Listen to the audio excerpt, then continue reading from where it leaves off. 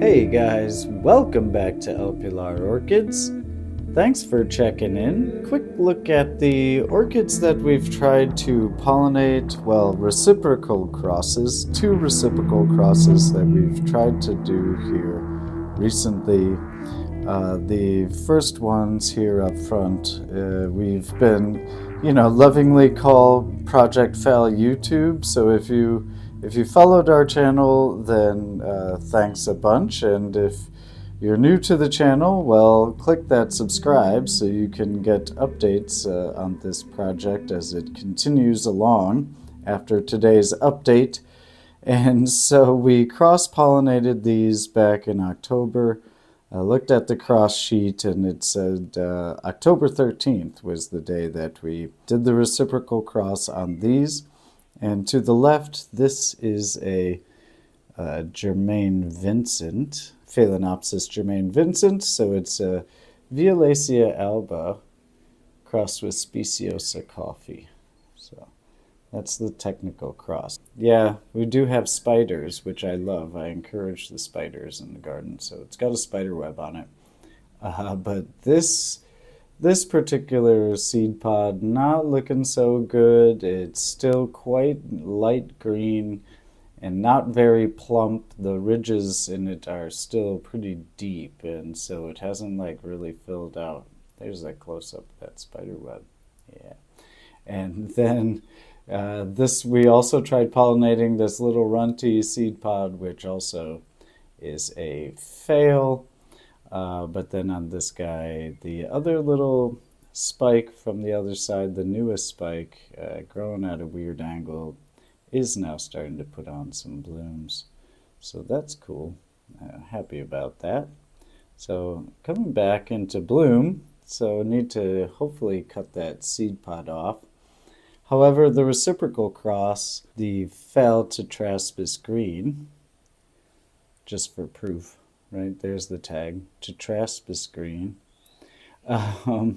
So this we pollinated with the pollen from the Germain Vincent, and as you can see, now is the time to cut this off. So just in the last couple days, we've noticed it's starting to turn some yellow, especially down on the flower. Normally the flower should stay green, but it's starting to show some signs of yellowing. And so I'm going to cut that off today, and we'll show you what's inside of it. Now this one we're a little happier about. The pod, the capsule, technically it's a seed capsule. The capsule is a little bit more plump, while it's shorter than the other on the reciprocal cross.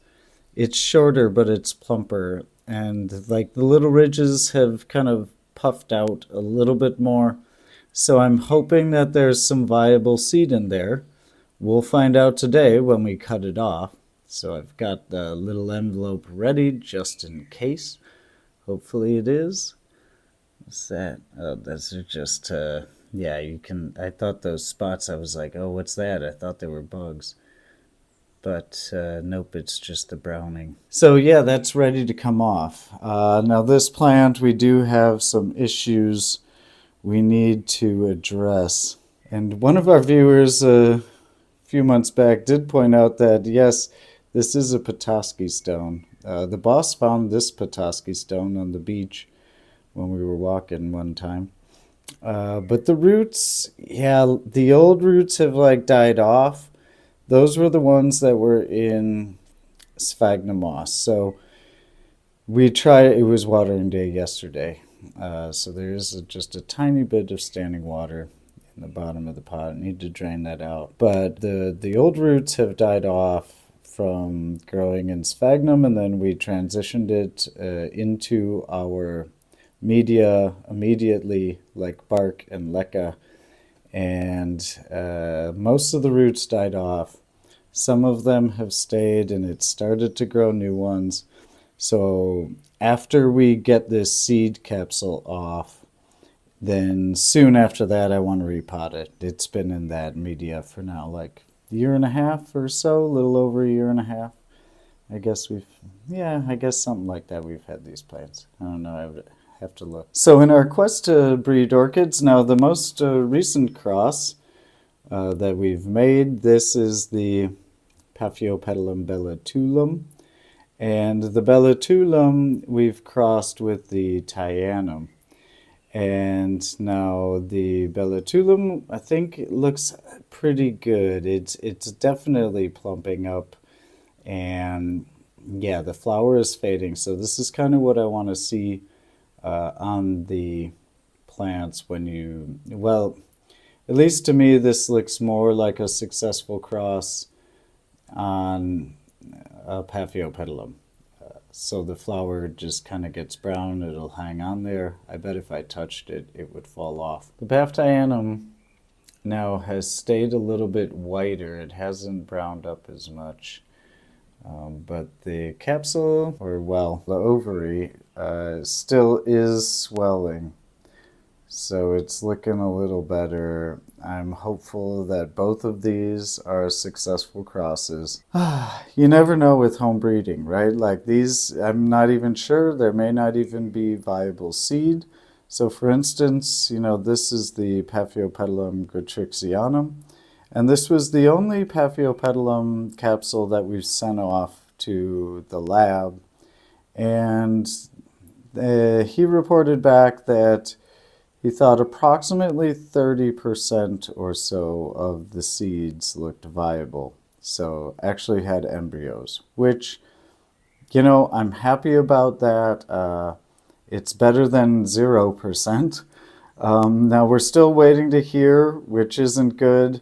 I try not to bother the guy because he's pretty busy. He actually is pretty involved with the orchid world where he lives, and so he does talks and stuff like this. So he's a pretty busy person, and so I kind of just wait for updates, and I need to contact him, especially now, and let him know that we're going to send these seeds off today. Hopefully, we'll see if there's any seeds in there.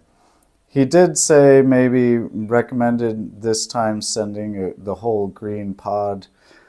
I've thought about that, and I'm not sure. I kind of just even want to see if there's seeds in there. Because I'll tell you, our results have been pretty bad so far. On, you know, the first two crosses that we sent him, they had 0 germination rates, so nothing germinated on the first 2 crosses that we sent. The third cross that we sent to him was the Gigantea.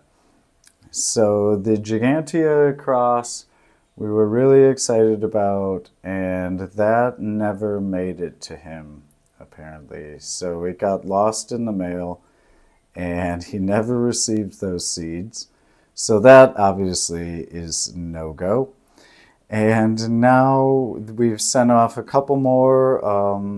We did take seed capsules off of the Yang Yang Supermodel, and we sent those off. That's a Phalaenopsis hybrid, so we made a complex hybrid with that, sent those off, and those apparently have not produced anything, so 0 germination rate, although, you know, he said it looked good.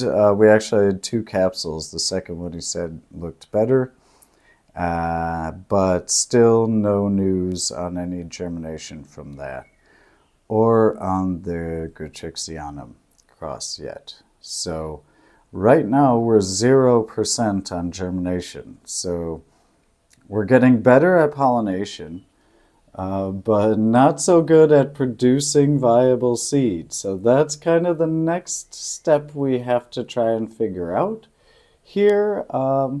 Let's cut this off and let's take a look inside, and we'll see. There may not be any seed in there at all. I have no idea. All right, well, here we go. The first step is always to cut off the seed pod. Let's see if I can get it to land in the bowl again, like I did for the first video.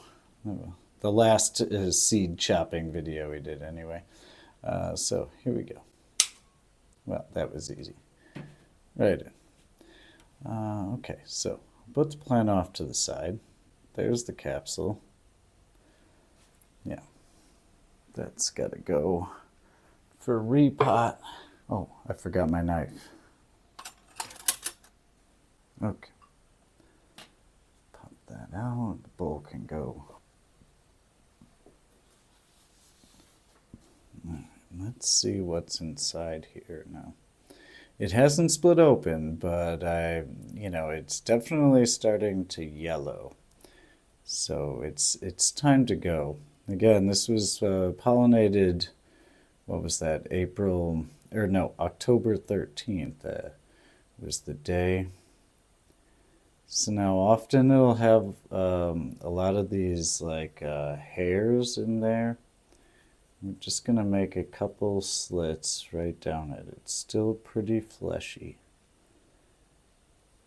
So I'm going to try it this way this time, just to really open it up. There may not even be anything in here. I have no idea.